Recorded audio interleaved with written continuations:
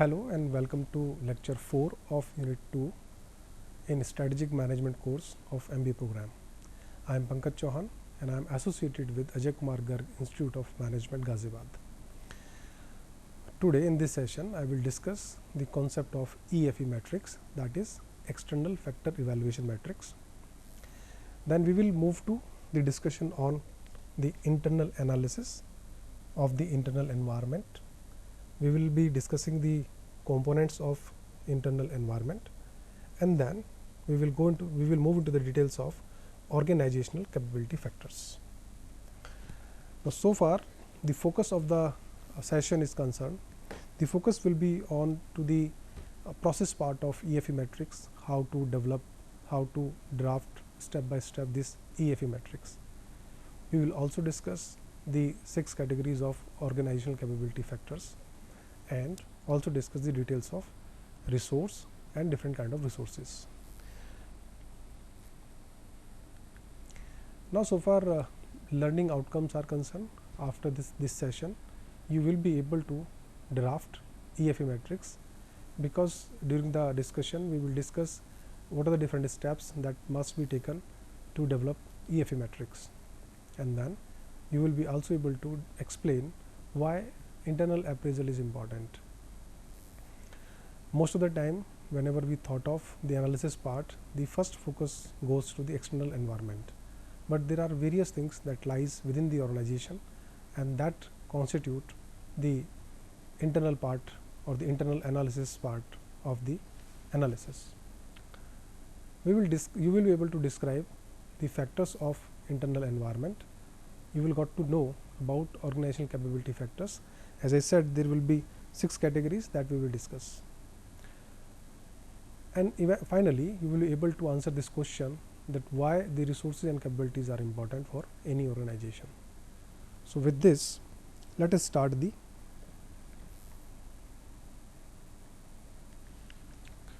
topic. As I said, external environmental analysis that has been already initiated in previous sessions. So, you may refer to previous videos for this.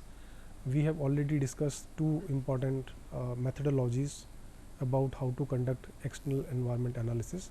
One was the pistol analysis, another was the Michael-Porter 5 forces model, and this is in that continuation is the another methodology for the evaluation of external factors.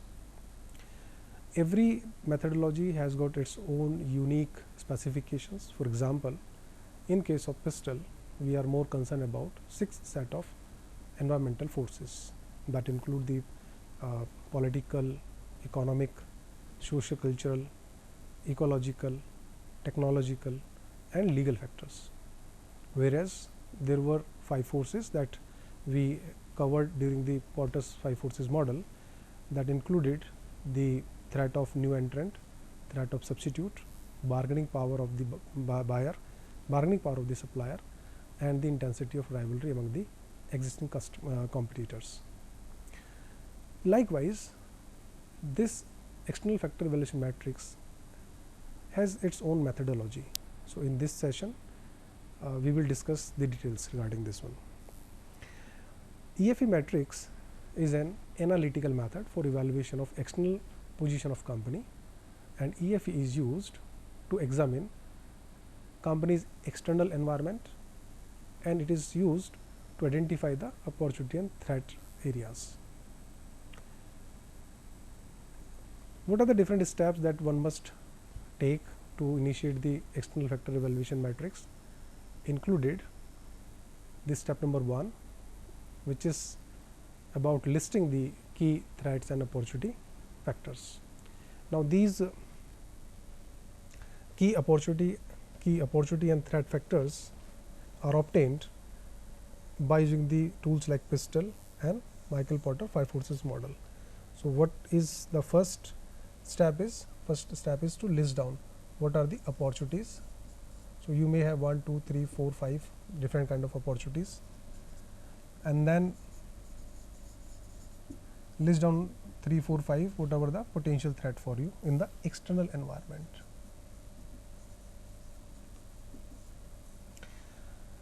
After this listing, now Next step is to assign weight and rating to each of the listed.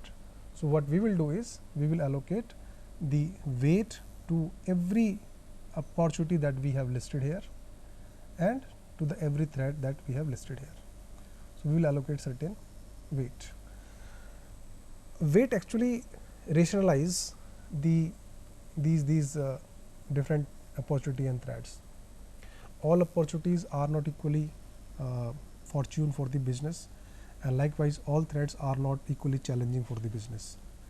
So, how do we rationalize this difference, or how we will allocate the importance that this opportunity is more important against this opportunity. So, how I should include or incorporate this aspect of the analysis into the scanning.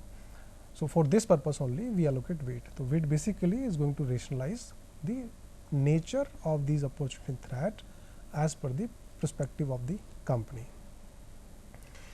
The weight indicates how important the factor is for the success of the company. As I said, weight basically rationalize the importance, which means that if something is less important, I will allocate less weight. If something is more important, I will allocate more weight to it.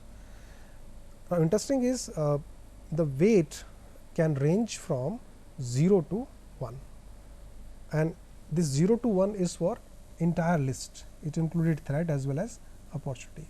So, we will allocate weight to the opportunity, all opportunities and all thread in such a manner that if I total this, it will comes to 1 only. Each key factor assign a weight. There should not be any case of the listed opportunity thread where we have not allocated any weight. If we have not allocated any weight, it means it has to be removed from this list.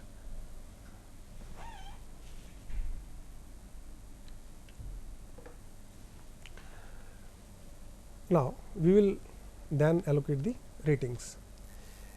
Rating refers to how well company's current strategy is responding to opportunity and threat. Now, this is very important point to discuss here.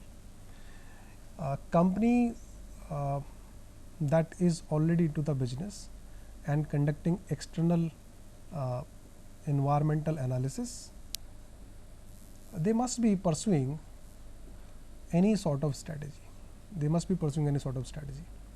Now, point is their present strategy, how well this present strategy is addressing the factors that we have listed as opportunity and threat in the present strategy. Means how well the listed opportunity and threat areas been addressed by this strategy, and based on the response of this strategy to these listed opportunity and threat areas, we will allocate each factor a rating point, and the rating will range from 4 to 1, wherein 4 means superior response. When I say 4 means superior response, it means that my existing on date present strategy is taking care of this particular factor that I have listed somewhere either in the threat area or in the opportunity area very well, and it is therefore because I am responding to, or my strategy responding to this very well, so I am giving it a rating of 4. And if my response is above average, it will be 3 average, then we will give rating of 2, and rating of 1 will be given if my present strategy is a poor response towards the listed set of threats or the opportunities. Now, how do we allocate? There is always a question that is there any sort of scale, is there any sort of criteria that somebody should use to decide which rating point should be given, or is it something which is purely based on the subjective evaluation? The answer is this, as I said, it is based on subjective evaluation on the basis of your own experience, on the basis of your own understanding in totality about the various kind of internal and external factors. According to that understanding, we will allocate the scores and ratings. So, ratings as well as weight, they are assigned subjectively to each of the factor. Once we have allocated all these weight and we have allocated ratings, the next task is to calculate weighted score. Next task is to calculate weighted score. Weighted score for every variable that we have listed here. So, we have allocated certain weight here, we have allocated certain rating here. So, what we will do? We will take the multiply of it and get it here. So, weighted score is the product of the allotted weight and the assigned rating. Each key factor must receive a score. As I said in previous slide, if there is any factor which has not been allocated any score, please remove such kind of factor from the list, and then we will calculate total weighted score. What we will do is then these are the individual scores. Next step is to calculate the total weighted score. So, we will take the total of it. Now, once we are finished with this method and we allocate all the rating and weights and and the calculation is done, what next is the interpretation part of the values that we obtained. So, let us try to understand this with very small example. This is a sheet which is representing the EFE matrix. So, as I said, this is the list of 8 factors, 1, 2, 3, 4 are the opportunities and 4 are the threat. And these are all external factors. They are categorized into 2 broad categories, opportunity, threat. They are mentioned in column 1. Column 2 is about weight. So, we have allocated weight in such a manner that the total comes 1. So, it is basically kind of constant sum. The minimum weight that one can allocate is 0 and near to 1 maximum. Rating 1 to 4. Now, let us look at here that the growth of low cost sector allotted 0.10, increase of sales also allotted 0.10, and new technology developed also allocated 0.10. So, there are 2 under the opportunity and 1 factor under the threat area, to which we have provided same weight. So, that is the point to be understood, that it is not the case that for every opportunity or the threat area you need to allocate different weight. If you think that these 2 are equally important for you from the strategic point of view, please allocate same weight. Similarly, we can allocate similar rating if we consider that the existing strategy is addressing these to a certain extent. For example, if we are addressing these 2 in a above average response manner, then we allocate 3 here. If something which is responded superiorly by this present strategy, then we will allocate 4. So, the point is you can allocate same rating and same weight to different factors depending on your assessment about those factors. Next, this is the column number 3. Column number 4, which is the last column here, it represents the total weighted score, and what you do is you simply multiply this weight with the rating and get the weighted score for every listed threat and opportunity, right? And then this is the total sum 2.25. What this value implies here? How should I interpret it? What I know if I know this value? To be little more clear on this side, let us look at what scale we have used in the rating. So, we allocated a rating of 1 to 4.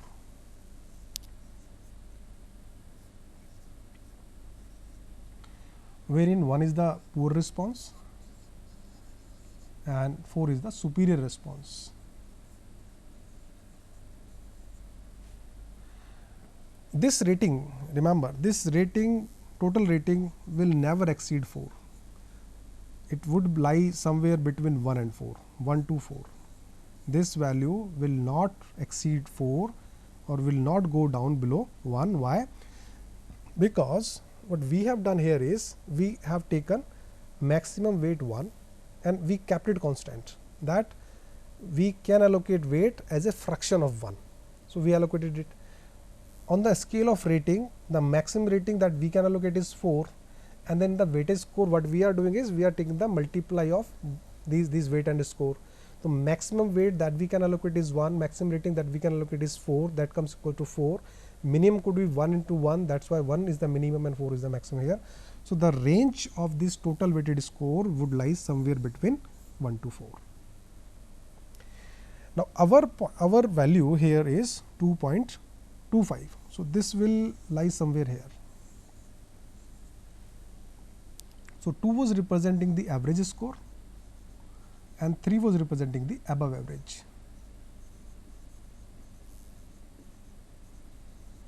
So, my value, which is 2.25, represent that my present strategy is responding to these set of opportunity and variables in a above average manner, which means that my present strategy, if I continue with it as it is, I am continuing right now, will help me to respond on a average side. This is as per my own evaluation, because what factor to be included, how much rating and the weightage to be allocated, that all was done subjectively. So, this is I would say a kind of advantage of this method, because it helps you to include your own opinion and your own experience. At the same time, it could be considered as a limitation, because you, as a person, some sort of biasness could be incorporated during the analysis part. So, in both the sense, this could be considered another way. The more interesting part that I found about this matrix is that it is easy to understand. This methodology and the calculation has no complications, simple multiplication, allocation of rating and weight points. It is also easy to use because we understand what is the outcome. Most of the time we conducted the analysis and finally we struggle a lot during the interpretation part of the values appeared.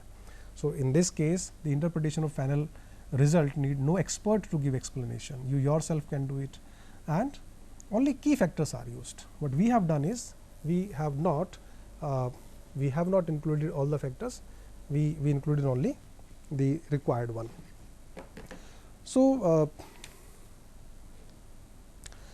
now we are moving to a new topic with this question. What makes a company unique?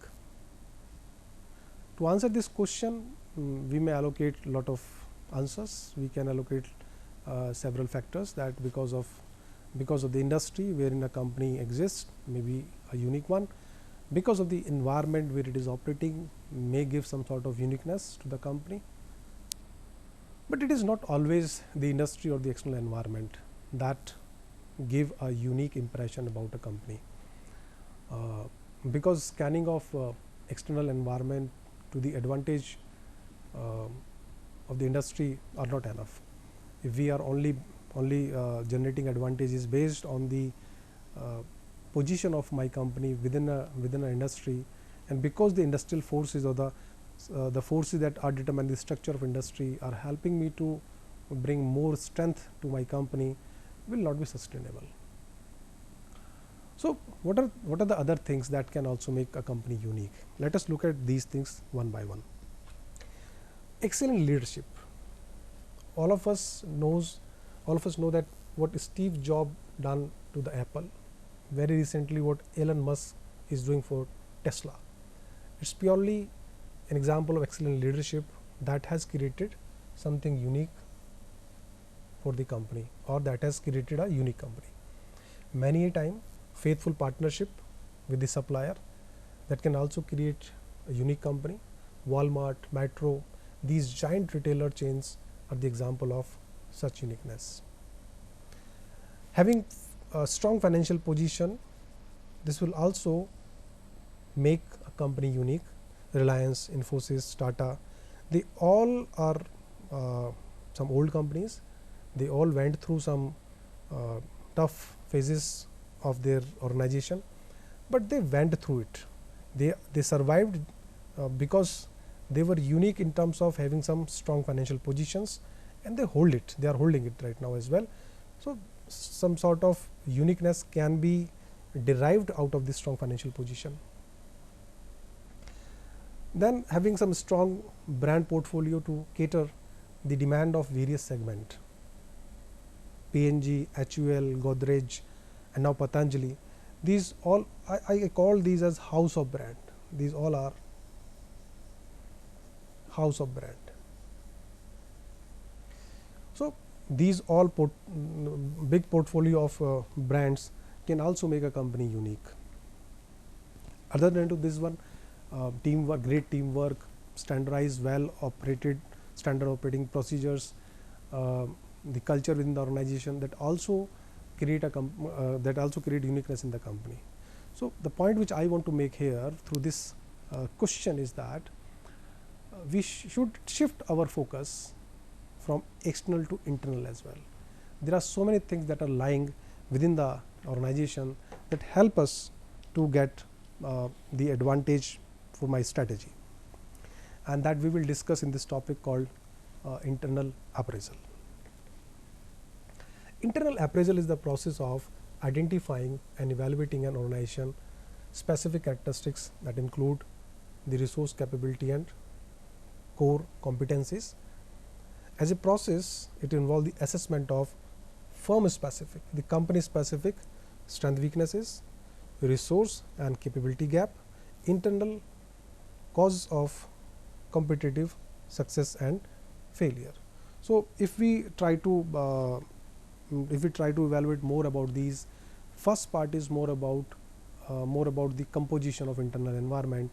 Second is about how this composition is giving benefit or challenges to the company.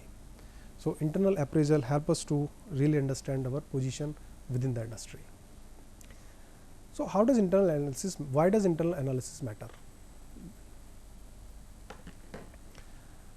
To determine how likely the competitive advantage company can have through certain set of resources, if we want to determine this, we need to conduct internal analysis, and this will help us to give the idea about what are our core competitive advantages and what are contextual. Contextual advantages are those that help us to bring the company to the level equal level field for the competition. If we are not having any contextual advantages, that means that company is always out of the competition and they will always struggle.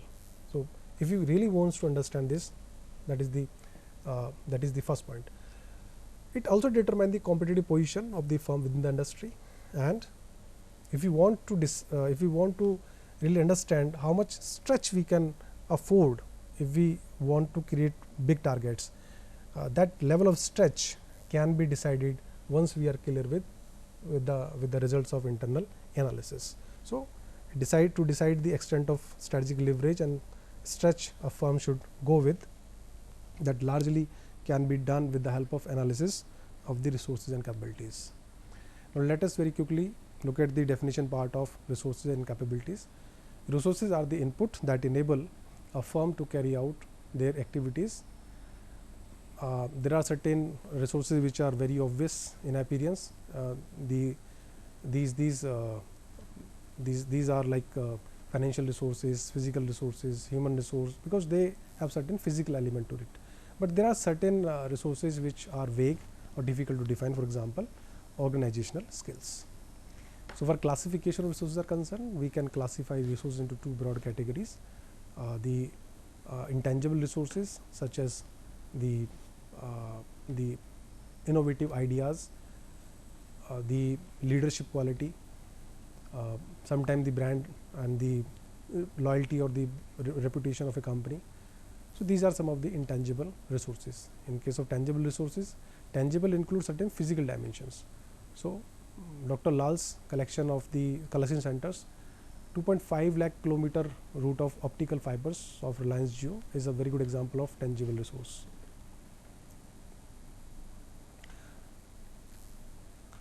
Now let us discuss the things regarding the capability part.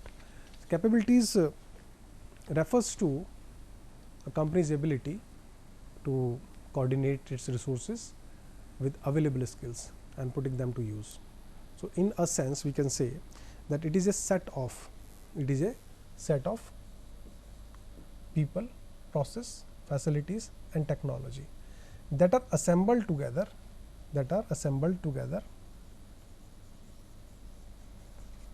for a specific purpose. So the ability to create these kind of sets is nothing but the capability. So capability represent the intersection of the capacity and ability.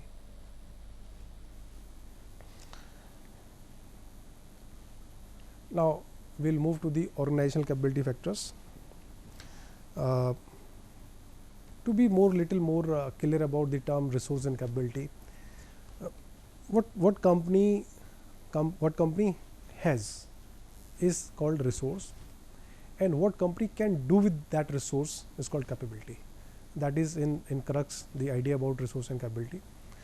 For example, the PC that I have is more powerful than the first PC that was used to launch a shuttle, but I cannot do that launch today by myself at my home. So what I want to say here is that I am here is with a very superior resource, but with an inferior capability.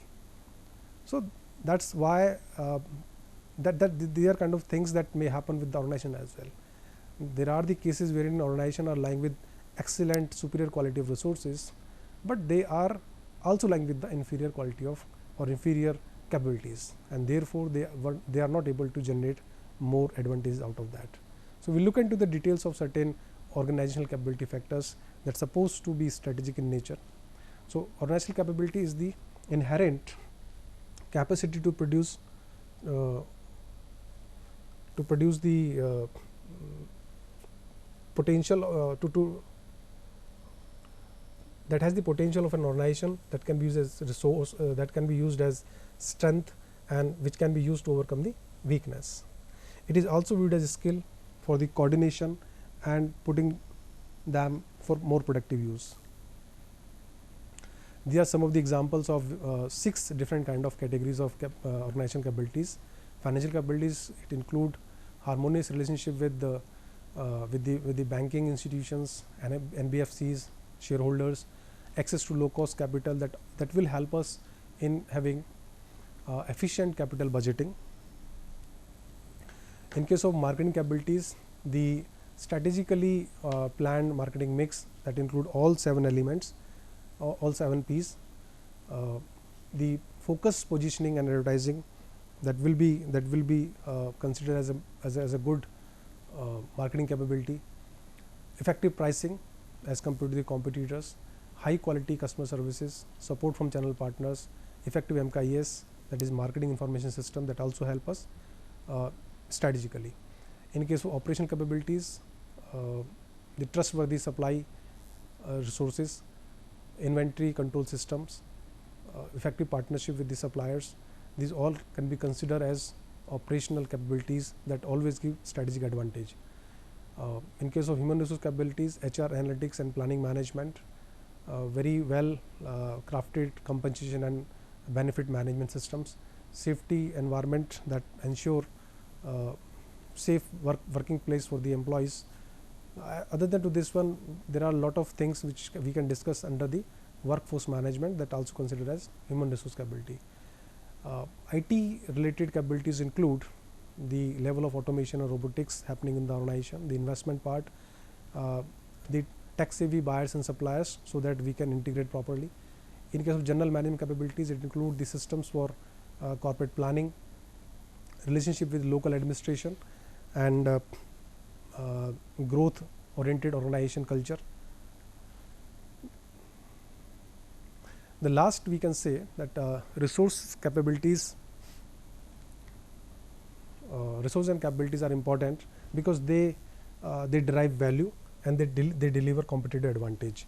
So in summary form, this is what we can conclude, that the importance of internal analysis lies in its contribution to the value creation and creation of the competitive advantage. So with this we come to this end of the session. Thank you.